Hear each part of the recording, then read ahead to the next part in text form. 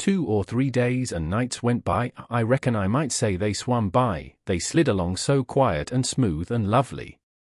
Here is the way we put in the time.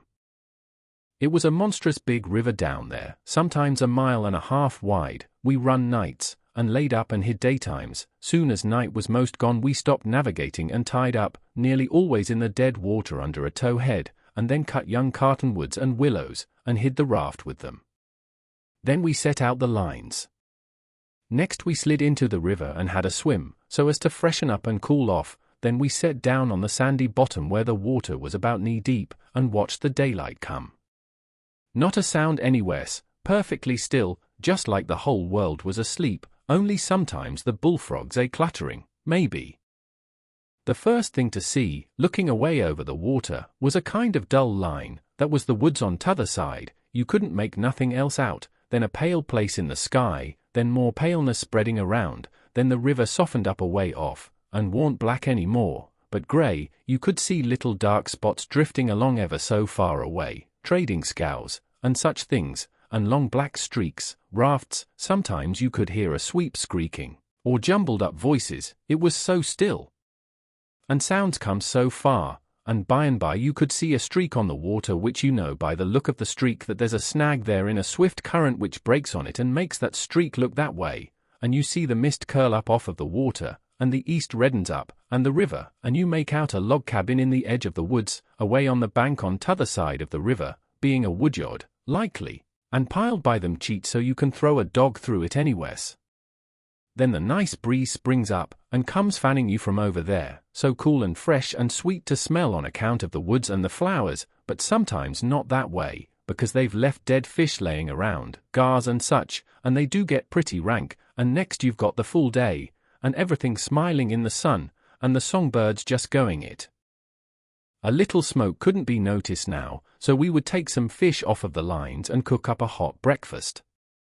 And afterwards we would watch the lonesomeness of the river, and kind of lazy along, and by lazy off to sleep. Wake up by and look to see what done it, and maybe see a steamboat coughing along upstream, so far off towards the other side you couldn't tell nothing about her, only whether she was a stern wheel or side wheel. Then for about an hour there wouldn't be nothing to hear nor nothing to see, just solid lonesomeness. Next you'd see a raft sliding by, away off yonder, and maybe a galoot on it chopping, because they're most always doing it on a raft. You'd see the axe flash and come down, you don't hear nothing, you see that axe go up again, and by the time it's above the man's head then you hear the K-chunk. It had took all that time to come over the water. So we would put in the day, lazying around, listening to the stillness. Once there was a thick fog, and the rafts and things that went by was beating tin pans so the steamboats wouldn't run over them. A scow or a raft went by so close we could hear them talking and cussing and laughing, heard them plain, but we couldn't see no sign of them. It made you feel crawly, it was like spirits carrying on that way in the air. Jim said he believed it was spirits, but I says, no, spirits wouldn't say, dern the dern fog. Soon as it was night out we shoved. When we got her out to about the middle we let her alone, and let her float wherever the current wanted her to. Then we lit the pipes, and dangled our legs in the water, and talked about all kinds of things. We was always naked, day and night, whenever the mosquitoes would let us. The new clothes Buck's folks made for me was too good to be comfortable, and besides I didn't go much on clothes, nohow. Sometimes we'd have that whole river all to ourselves for the longest time. Yonder was the banks and the islands, across the water, and maybe a spark, which was a candle in a cabin window, and sometimes on the water you could see a spark or two, on a raft or a scow, you know, and maybe you could hear a fiddle or a song coming over from one of them crafts. It's lovely to live on a raft. We had the sky up there, all speckled with stars, and we used to lay on our backs and look up at them, and discuss about whether they was made or only just happened. Jim he allowed they was made, but I allowed they happened. I judged it would have took too long to make so many. Jim said the moon could 'a' laid them. Well, that looked kind of reasonable, so I didn't say nothing against it, because I've seen a frog lay most as many, so of course it could be done. We used to watch the stars that fell, too, and see them streak down. Jim allowed they got spoiled and was hove out of the nest.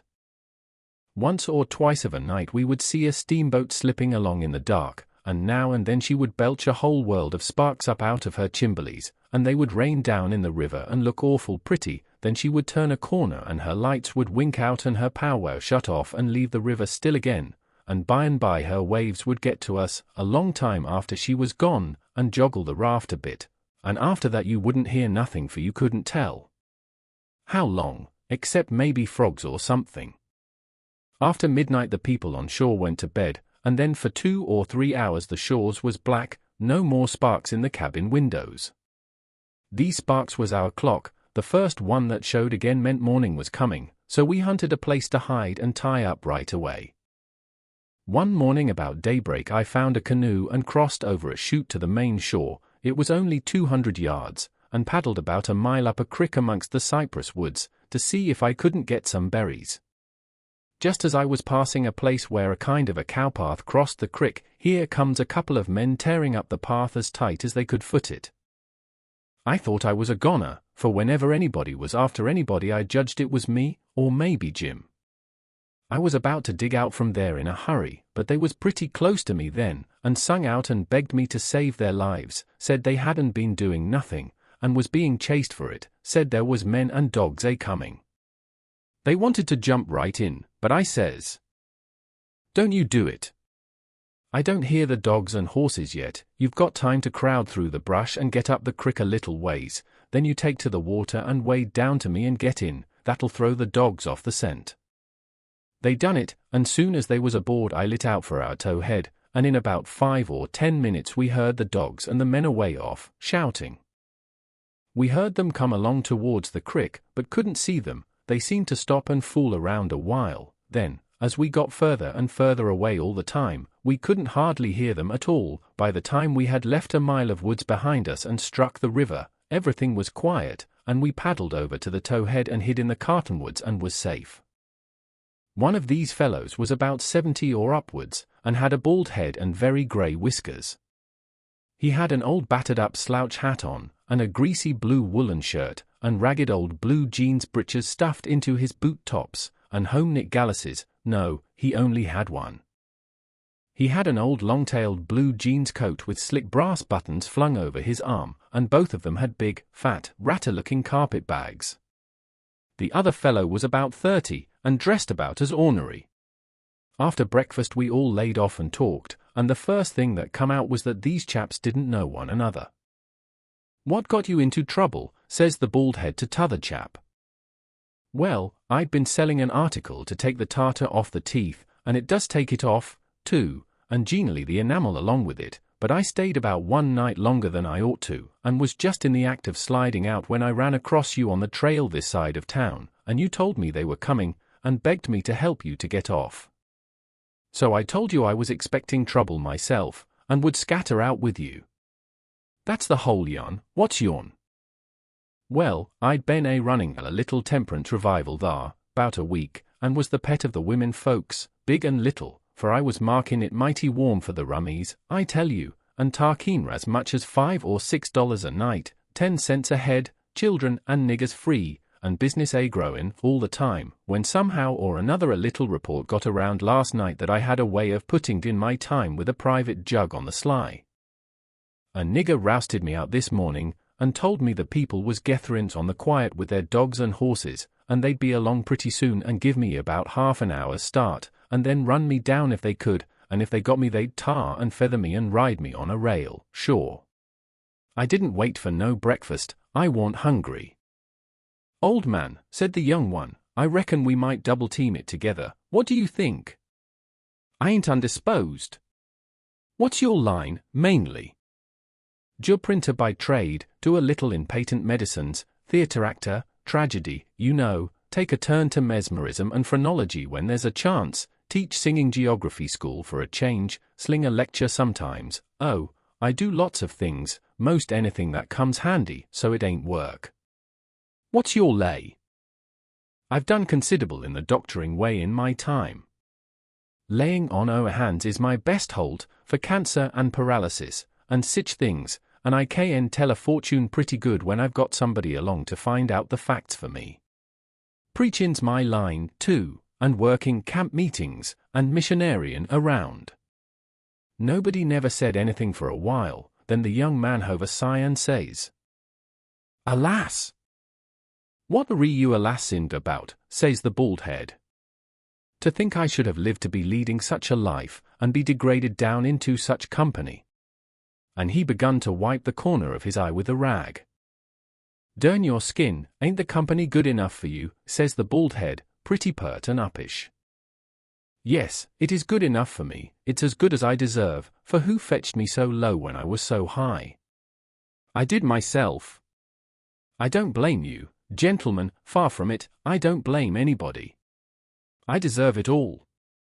Let the cold world do its worst, one thing I know, there's a grave somewhere for me.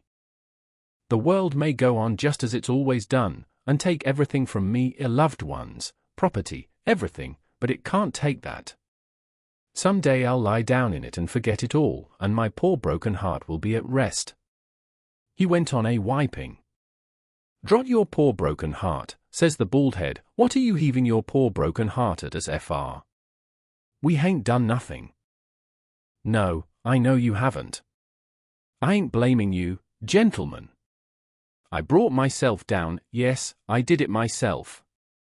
It's right I should suffer, perfectly right, I don't make any moan." "Brought you down from war? War was you brought down from?" "Ah, you would not believe me, the world never believes, let it pass, 'tis no matter. The secret of my birth." "The secret of your birth? Do you mean to say?" "Gentlemen," says the young man, very solemn, "I will reveal it to you, for I feel I may have confidence in you. By rights I am a duke." Jim's eyes bugged out when he heard that, and I reckon mine did, too. Then the bald head says, "No. You can't mean it." "Yes. My great-grandfather, eldest son of the Duke of Bridgewater, fled to this country about the end of the last century, to breathe the pure air of freedom, married here, and died, leaving a son, his own father dying about the same time. The second son of the late Duke seized the titles and estates, the infant real Duke was ignored. I am the lineal descendant of that infant, I am the rightful Duke of Bridgewater, and here am I, forlorn, torn from my high estate, hunted of men, despised by the cold world, ragged, worn, heart-broken, and degraded to the companionship of felons on a raft." Jim pitied him ever so much, and so did I. We tried to comfort him, but he said it warn't much use, he couldn't be much comforted, said if we was a mind to acknowledge him, that would do him more good than most anything else, so we said we would, if he would tell us how.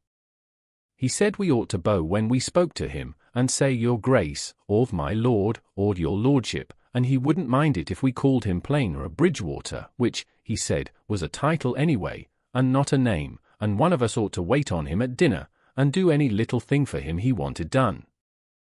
Well, that was all easy, so we done it. All through dinner Jim stood around and waited on him, and says, "Will yo' grace have some oath dis or some oath that," and so on, and a body could see it was mighty pleasing to him. But the old man got pretty silent by and by, didn't have much to say, and didn't look pretty comfortable over all that petting that was going on around that Duke. He seemed to have something on his mind. So, along in the afternoon, he says, "Looky here, Bilgewater," he says, "I'm nation sorry for you, but you ain't the only person that's had troubles like that." "No? No, you ain't. You ain't the only person that's been snaked down wrongfully out in a high place." "Alas!" "No, you ain't the only person that's had a secret of his birth." And, by jings, he begins to cry. "Hold! What do you mean?" "Bilgewater, can I trust you?" says the old man, still sort of sobbing. "To the bitter death." He took the old man by the hand and squeezed it, and says, "That secret of your being, speak." "Bilgewater, I am the late Dauphin." You bet you, Jim and me stared this time. Then the Duke says, "You are what?" "Yes, my friend, it is too true, your eyes is looking at this very moment on the poor disappeared Dauphin, Louis XVII, son of Louis XVI and Marie Antoinette." You? At your age? No. You mean you're the late Charlemagne, you must be 600 or 700 years old, at the very least. Trouble has done it, Bilgewater, trouble has done it, trouble has brung these grey hairs and this premature balditude. Yes, gentlemen, you see before you, in blue jeans and misery, the wandering, exiled, trampled on, and suffering rightful King of France. Well, he cried and took on so that me and Jim didn't know hardly what to do, we were so sorry, and so glad and proud we'd got him with us, too. So we set in, like we done before with the Duke, and tried to comfort him. But he said it warn't no use, nothing but to be dead and done with it all could do him any good, though he said it often made him feel easier and better for a while if people treated him according to his rights, and got down on one knee to speak to him, and always called him Your Majesty, and waited on him first at meals, and didn't set down in his presence till he asked them.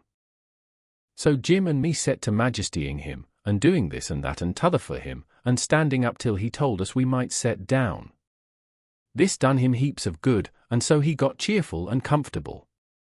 But the Duke kind of soured on him, and didn't look a bit satisfied with the way things was going. Still, the king acted real friendly towards him, and said the Duke's great-grandfather and all the other dukes of Bilgewater was a good deal thought of by his father, and was allowed to come to the palace considerable, but the Duke stayed huffy a good while, till by and by the king says, "Like as not we got to be together a blamed long time on this your raft, Bilgewater, and so what's the use your being sour? It'll only make things uncomfortable. It ain't my fault I warn't born a duke, it ain't your fault you warn't born a king, so what's the use to worry? Make the best o' things the way you find it, says I, that's my motto. This ain't no bad thing that we've struck here, plenty grub and an easy life, come, give us your hand, Duke, and let's all be friends." The Duke done it, and Jim and me was pretty glad to see it.